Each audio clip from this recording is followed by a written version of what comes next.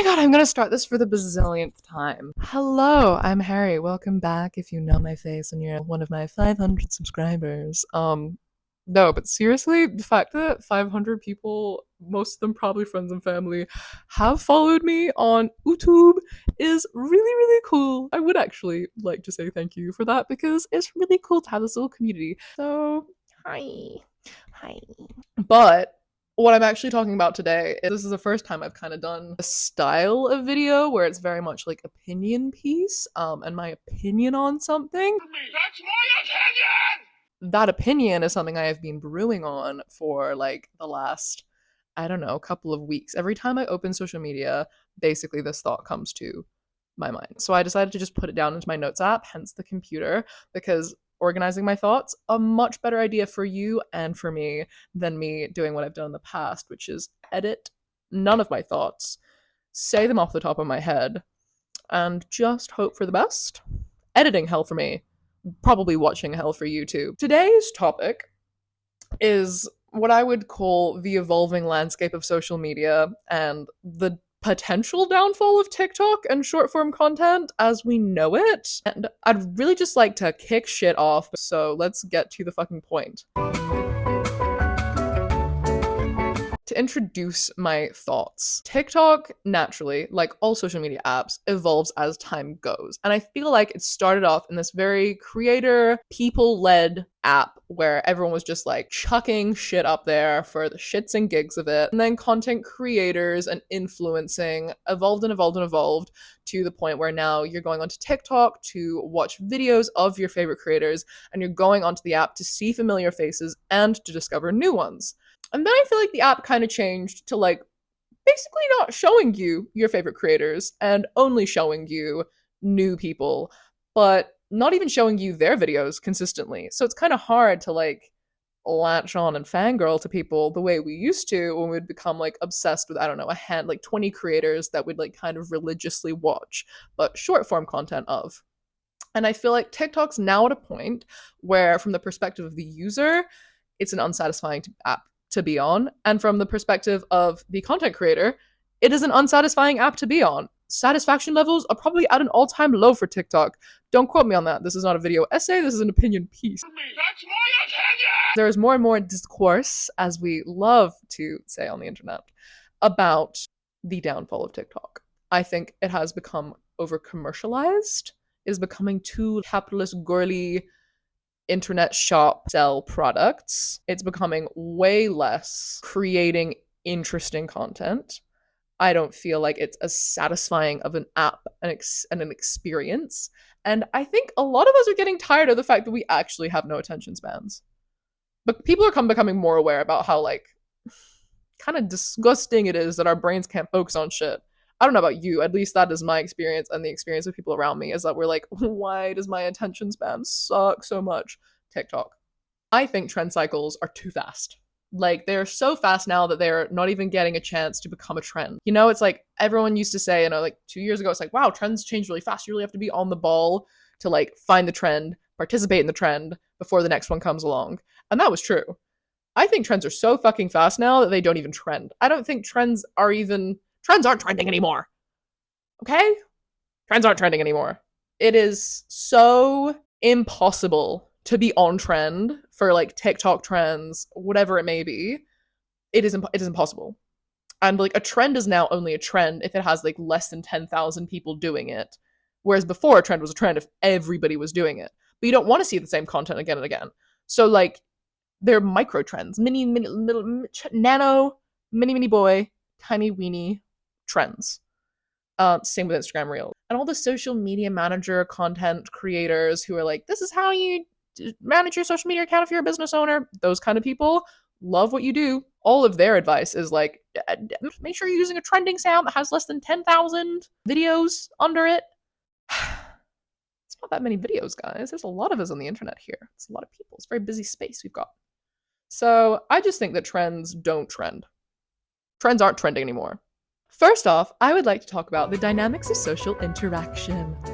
I know, that's a really big girl title for the first chunk. I don't think social media caters for that anymore. Social media was initially designed not as a space for content creators. I know, shock and horror to all of our Gen Zers and Gen Alphas. And then, of course, we saw the rise of the influencer. And social media took this, like all platforms, took this massive shift from being family, friends, connection focused to being people that we were obsessing over and like a spawning of celebrity esque culture via the internet, which was super interesting and super new. And then we start getting brand deals and brand collaborations and gifting and just the mecha rise of the influencer. And then the creator, which is different from an influencer, began. I don't know what date this was. It was in the 2010s, let's be real. So we've gone from a social media for socialization to this rise of the influencer and deciding that we actually quite like watching other people's lives on the internet who we aren't familiar with. We like making these parasocial connections. That's tasty. To now a state where I think any socialization between friends and family is kind of non-existent. You can't tell me you go on Instagram and Instagram shows you your friends and family foremost. Like, rarely does that happen. And I don't follow that many influencers, I swear. If I want to see my friends and family's photos and lives and what they're up to, like many others, we're going back to group chats. We're going back to the days of group chatting, of chatting in groups on the internet. The rise of WhatsApp, hello. Everyone uses WhatsApp now. I use it religiously now. And all of my friends and family, now that I live overseas, I stay connected to all of them via WhatsApp. If I want to see photos, they want to see photos of me. Like, we go onto WhatsApp. We message via Messenger. You're in Instagram DMs. You're in the meta messaging sphere. Okay? You are under Meta's little thumb in their messaging applications, whichever one you prefer. But the long and the short of it is when people want to socialize, if people want to hang out with each other on the internet, they are not doing it through seeing each other's content. They're not doing it through seeing each other's photo on their feeds. They're not doing it through seeing each other on their TikTok feed or on their Instagram feed. Hey, they're doing it through group chats. So what are feeds for? Feeds are for selling you shit. Because they're not really there for creators anymore. They're not. They're for selling you shit. And I don't love that. It's become unenjoyable to try and be a creator on the internet because it's so much harder to connect with an audience. Full stop, period. That's all I'm going to say. What else was I going to say? Social media, specifically TikTok, has really fueled the finding out of our own niche interests. Especially, I think, in the post-pandemic world, we have found niche interests thanks to TikTok. For example, you might have seen the train guy on TikTok. He blew up a few years back. I bet you there's a bunch of people who have found out they really fuck with trains because of Francis. I think it's Francis. Hi, Francis. Maybe you realize that you were really into the idea of hiking and you watch a bunch of like outdoorsy nature hiking content. Maybe you realized you really enjoy watching history TikToks. Different genres of content you can find are limitless on the internet. And there are so many niche interests that people have been able to get little tastes of thanks to TikTok. And by getting all these little tastes, we've gone, yum, yum, yum, yum, yum, very delicious content. Thank you so much. Delicious information. But they're just in small little bites to a point that now we've had all these small little bites. We've gone, that's really tasty. I've enjoyed this niche for like the past couple of years and I've seen all these short form videos and just it really itches a scratch in my brain. But I kind of want more because now when I want to see videos in this niche, they're repeating stuff I already know. They're repeating like the short form contentable facts to hook audiences in that they did when they hooked me in. They're using the same bait. And I don't like that because I know that fact. I know that thing about this niche. So I would like a bigger dish. I'd like a bowl of this content instead of a tiny spoonful. You get where I'm going with this? So people are migrating their niche interests that they have found out about thanks to TikTok to places like YouTube, where it caters for these long form content videos. Because TikTok, tell me all you want that you are moving towards long form content because you can post a 10-minute video on TikTok. Okay, I don't know if this is just a me thing, but I don't enjoy watching long form content in portrait mode. And I bet my bottom dollar that there are so many TikTok creators who already have been making a move to YouTube / will be making a move to YouTube because it is way better, which I think leads me on to my next topic, completely accidentally. The dilemma of short form influencing. So now we're moving on to the experience of what it is like to be a creator on the internet and to try and be a creator on the internet, to try and be an internet personality, because it is an oversaturated market, let me tell you. But I think it's great that it's oversaturated because it means that users do have more options of like people to find and connect with. And you never know when you're going to find the next person who'll be your Emma Chamberlain or the next person who'll be your Mike's Mike. I fucking love Mike's Mike. Your next Mina Lee. Next Brittany Broski. The fact that people are migrating to YouTube to satisfy their wants to watch long form content, I think we then see, or we are seeing, the rise of the video essay.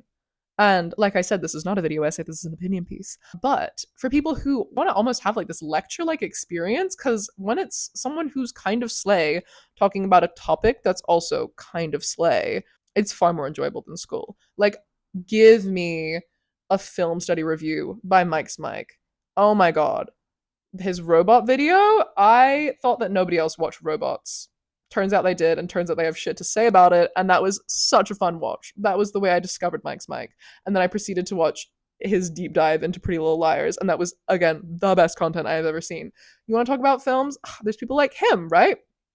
You want to just hear someone chat shit about the white boy of the month, their crushes. You want someone who's going to unpack lyrics and music for you, who's going to very intellectually reflect all current pop culture stuff and their opinions on it back to like life in America, despite me not living in America, despite me not being American. Brittany Broski. Mina Lee, you want someone to just dissect fashion, dissect the clean girl aesthetic, dissect like just Lana Del Rey. So basically, if you're like me and you've come to find all these little niche interests that you like hearing people yabba yabba yabba about, then it's all there for you on YouTube. You have all these amazing creators who are well versed in these topics, who talk really eloquently about them, who are a bit funny, a bit hee hee ha ha, and all of a sudden you're like, wow, I love a video essay. I love a video essay. I don't really use TikTok much anymore. I don't really. It's because over the last couple months, my experience of enjoyment of the app has gone down, down, down, down, down, down, down. Funny enough, my experience of enjoying YouTube has gone up, up, up, up, up. Long form content is back, baby. It's back. You heard it here first, and it's just my opinion. It's just my opinion. Now I'm going to say, fuck short form content from the perspectives of the influencers and the creators. So basically, the story that I'm hearing on the TikTok, the lowdown in the streets of TikTok, is that creators with like more than 1 million followers, we're talking big creators, that's a lot of people, okay? 1 million followers, are getting like 5,000 views. I love TikTok, but I hate it. And I'm so sick of it because my videos were popping off in 2019. I was getting like 500,000 plus views on each video, viral videos, millions, okay? And it made me want to post more because my videos were doing well. And now my videos are getting like 5,000 views, 10,000 views. It's so all over the show and it makes me not want to post anymore. Their followers are not even seeing their videos. Surely the way an algorithm works is that like their videos do get pushed to their followers as well as new videos. No, that's not how it's working. And I thought, well, you know, TikTok does have the following tab. So you can go into the tab where of the creators you're following and see their videos that way. So I thought maybe their algorithm's just not showing people you follow in your For You page because they're just trying to show you new stuff there. That's not the case. Because I realized today when someone's video came on my For You page, who I follow, that, wait a damn minute, I haven't seen this creator in like a year plus. I had fully assumed that they had just stopped the internet. They'd stopped the internet thing, I'd forgotten about them, we'd moved on, whatever. No, they've been consistently creating content since I last saw them probably a year ago. And I have followed them for that year. And I have not seen a single video of theirs. That is a failure of an algorithm. I want to watch their content. I want to see their content. But also I have such a tiny little pea brain now because it's shrunken into a raisin thanks to the internet and my phone and my own fault that I forgot that they existed and just kind of assumed they stopped existing on the internet. Why wasn't I getting shown that content? So as a user, I'm like, I want to see that creator's content. And as a creator, that makes me really fucking frustrating. The algorithm has seen better days. You like me? Hey TikTok. TikTok. Oh, what's up? Could I just chat to you about something? Yeah, if you want. Is that alcohol? No. It's 9 a.m. And, I mean, it does explain why you've been acting like this, but... Hey, focus!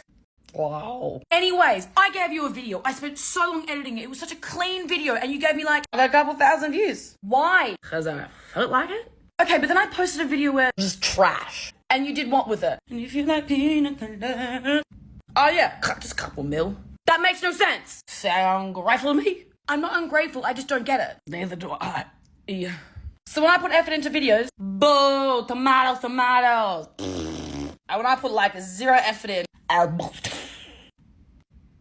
if you like pina. So if all of a sudden these short form TikTok creators are like, well, fuck, no one's seeing my videos, they're gonna feel demotivated. Because it's like, well, no one's even seeing the videos I'm putting out. I'm trying really hard, and the quality seems to be as good as the ones that used to go viral. Why am I not going viral? Why are my followers not seeing me? I don't feel like this community that I've created doesn't feel like it exists anymore.